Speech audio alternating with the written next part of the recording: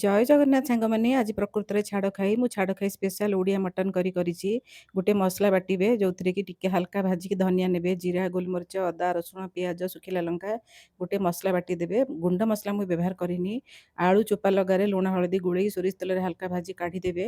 ତାପରେ କଡ଼େଇରେ ସୋରିଷ ତେଲ ଦେଇ ଗୋଟା ଗରମ ମସଲା ପକେଇବେ। ଲମ୍ବା ଲମ୍ବା କଟା ପିଆଜ ପକେଇ ତାକୁ ଟିକେ ହାଲକା ଭାଜିଦେବେ। ଅଳ୍ପ ହଳଦୀ ଗୁଣ୍ଡ ପକେଇଦେବେ। ମସଲା ବଟା ଯେଉଁ ବାଟିକି ରଖିଥିବେ ନା, ଦେଇକି ତାକୁ ଭଲ ଭାବରେ କଷିବେ। ତାପରେ ଟିକେ ମିଟ୍ ମସଲା ଦେଇଦେବେ। ମିଟ୍ ମସଲା ଦେଇକି ଟିକେ କଷି ହେଇଗଲା ପରେ ଟମାଟୋ ପ୍ୟୁରି ଟିକେ ଦେଇଦେବେ।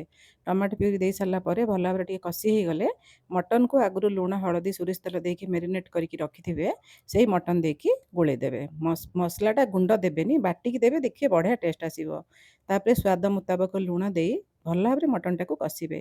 ମଟନ ଟିକେ ଭଲ ଭାବରେ କଷି ହେଲେ ହିଁ ଟେଷ୍ଟ ଆସେ ତାର, ଭଲ ଭାବରେ ମାନେ ଭଲ ଲାଗେ ଖାଇବାକୁ। ତାପରେ ତାକୁ ଘୋଡ଼ଣୀ ଦେଇ ହାଇ ଫ୍ଲେମ୍ରେ 20 ମିନିଟ୍ କୁକ୍ କରିଦେବେ।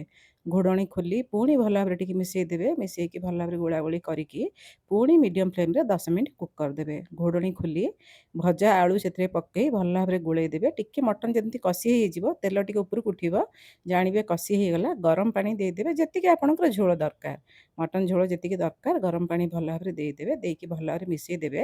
କିଛି କଟା କଞ୍ଚା ଲଙ୍କା ସେଥିରେ ଦେଇଦେବେ। ଦେଇକି ଘୋଡ଼ଣୀ ଦେଇକି ମିଡ଼ିୟମ୍ ଫ୍ଲେମ୍ରେ ଆଉ 15 ମିନିଟ୍ କୁକ୍ କରିଦେବେ। ତାପରେ ଗରମ ମସଲା ଦେଇଦେବେ। ଯଦି ମୋ ରୋଷେଇ ଆପଣମାନଙ୍କୁ ଭଲ ଲାଗୁଥିବ, ୟୁଟ୍ୟୁବରେ ସବସ୍କ୍ରାଇବ୍, ଫେସବୁକ୍ ପେଜ୍, ଇନଷ୍ଟାଗ୍ରାମରେ ଫଲୋ କରିଦେବେ। ଲାଇକ୍, କମେଣ୍ଟ, ସେୟାର ମଧ୍ୟ କରିଦେବେ।